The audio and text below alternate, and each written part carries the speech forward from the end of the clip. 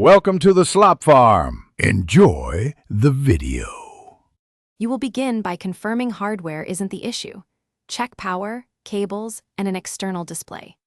Once done, restart into safe mode or Windows recovery environment by holding Shift while selecting Restart.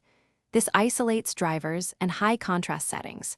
You must sign in with an administrator account or have credentials ready, because you will change system-level settings and potentially reinstall a driver. Make sure to note any display adapter names you see.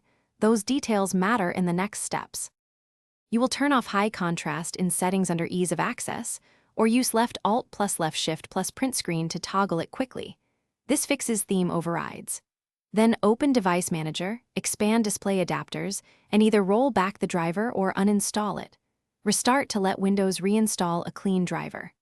If problems persist, run msconfig, disable non-Microsoft startup items, and boot with minimal drivers to isolate conflicts. These steps remove software and driver causes that keep the screen black.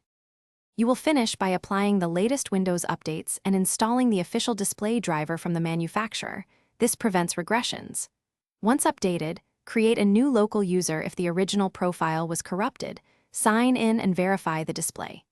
If you still have a black or high contrast screen, use System Restore to roll back to a working point or perform a Windows reset while keeping your files. Troubleshooting tip: if nothing changes, try a clean install from Recovery Media. It's the last reliable fix. Thanks for watching. Consider subscribing if we helped you today.